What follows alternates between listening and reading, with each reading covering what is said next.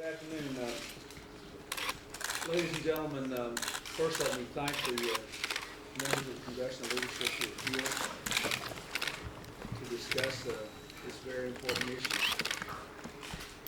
I think when the bomb went off in the Centennial Olympic Park in Atlanta, that park literally became our national common ground, a symbol of our common determination to stand against terrorism, domestic foreign, and to do everything we can to combat it. We have followed a three-part strategy consistently. First of all, we have worked with our friends around the world to try to increase international cooperation against terrorists and to isolate the states that support terrorism. Just today, in Paris, the G7 conference on terrorism is opening, and I believe after this meeting, the Attorney General is going to Paris to represent the United States there. We have intensified our anti-terrorism efforts here at home, and I want to again thank the Congressional leadership and the members of Congress from both parties that strongly support the anti-terrorism bill and other efforts that we have made to strengthen our hand here at home. And we've had some results, preventing terrorism actions, catching people who commit terrorist acts. We intend to do more. The third thing we have done is to increase airport security, and we will be looking at what else we can do through the commission that I've asked the Vice President to head to intensify airport security in the weeks and months ahead. Again, let me say, if you look around this room, the speakers, Senator Lott, Senator Daschle, Mr. Gebhardt, Senators Hatch and Biden, Congressman Hyde and Congressman Conyers, the Secretary of State, the Attorney General, the representatives of our law enforcement and intelligence agencies, you can see that when we are attacked, whether it's from within or without, we come together, and that's what we're doing here. I hope we'll be able to discuss some specific things that we might be able to do to strengthen our hand against terrorism, some things that we proposed before, and maybe some other new ideas people have, including some very specific and limited use of wiretaps, perhaps discussion of the targets issue again, and some other issues that will come before us.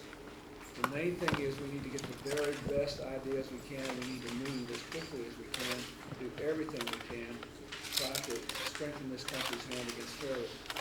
The Speaker made a point the other day, which I think is very important, which is that the people who do this kind of thing are always trying to stay ahead of the curve. Whatever we do, they'll try to find some other way to get around it.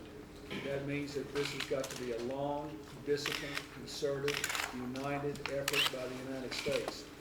And I think we ought to take every tool we can and take every possible advantage we can, because this is not going to be easy. But we have shown that we can get results when we work together and do the right thing, the smart thing. And so I'm glad that the leaders are here. I'm looking forward to the conversation, and I'd like to give the Speaker a chance to say a word, and Senator Lott, perhaps the minority leader. Well, let me just say that speaking on behalf of Atlanta and all of Georgia and of the people who organized the Olympics, I met yesterday with the team in charge of the investigation and the team in charge of security. I think that with the federal government involvement and the state and local government involvement and the Olympic Committee, that really a tremendous effort was made before this incident, a tremendous effort has been made since. I appreciate your press conference on Saturday and the work you did.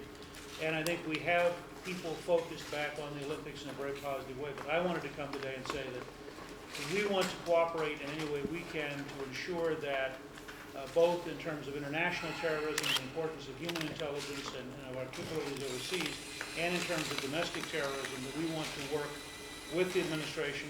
This unites all Americans in their commitment to make this country safe and to protect innocent people. We look forward to having a serious discussion here about how we can work with you to continue to strengthen our ability to deal with these kind of people. Well, Mr. President, on behalf of the Senate, we certainly are looking forward to working with you on this very important issue, terrorism and acts both at home and abroad that involve terrorists or anybody else. There are many things that we need to do. We passed legislation that we think could be utilized to help improve the situation. The Aviation Security Improvement Act that we passed in 1990, there's still some provisions of that with regard to explosive detection devices that have not been fully implemented. We think that would be helpful with situations here domestically, like the TWA incident.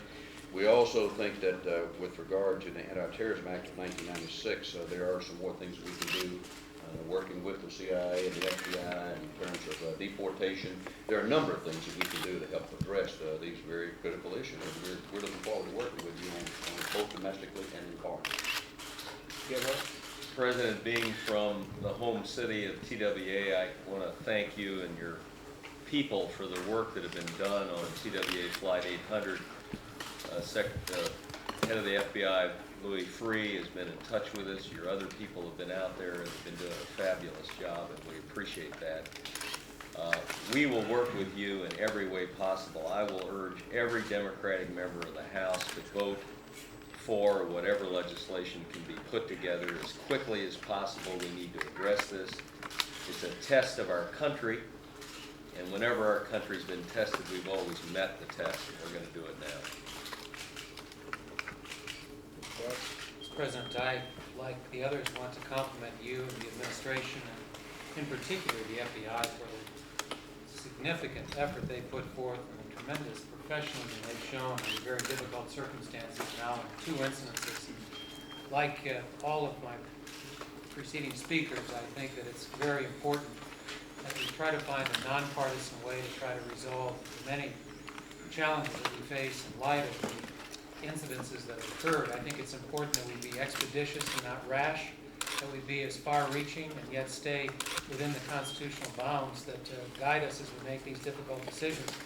I'd like to revisit some of the issues that we raised earlier. I think they ought to be reconsidered. I think in a reasonable way we can do so in a fashion that will allow us to work together and in a way that will live up to the expectations of the American people. Mr. President, what more do you need in the way of wiretaps? What about those constitutional bounds? Well, first of all, we shouldn't do anything about it. It's constitutional.